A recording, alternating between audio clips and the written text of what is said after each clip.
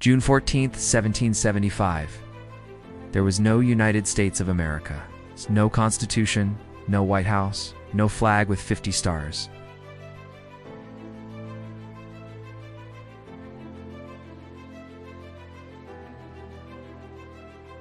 And yet, on that day, something extraordinary happened. Before America officially existed, its army did. The year was 1775. British rule had grown unbearable.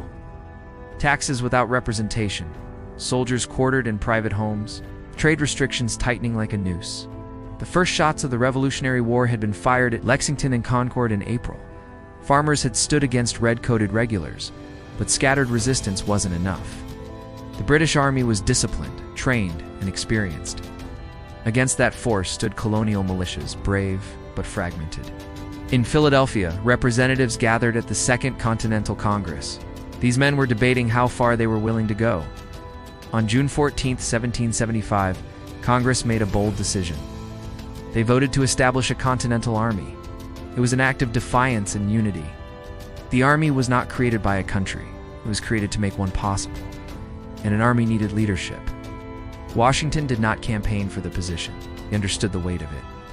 Commanding a rebellion was treason. If they failed, he would hang. On July 3, 1775, he took command in Cambridge, Massachusetts. He inherited an army that barely resembled one. Uniforms were mismatched, weapons were scarce. Soldiers were farmers, blacksmiths, and laborers.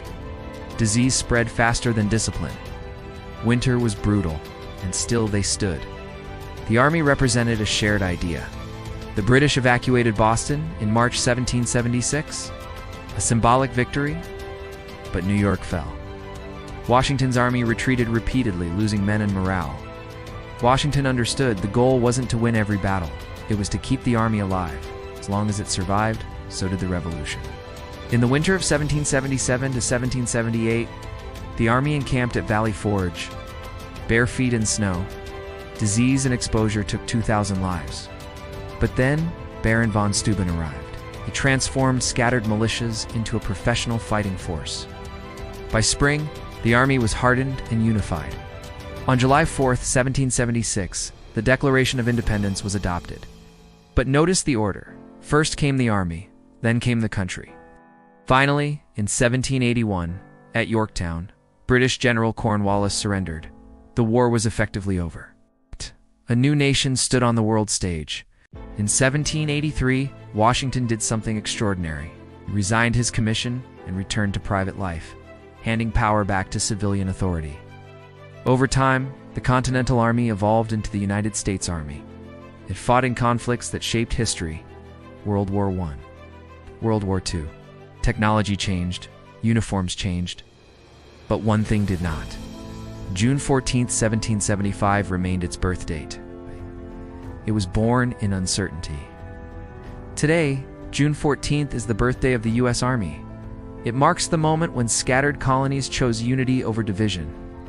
The United States Army began as an act of belief. Before America was born, its defenders already stood in formation.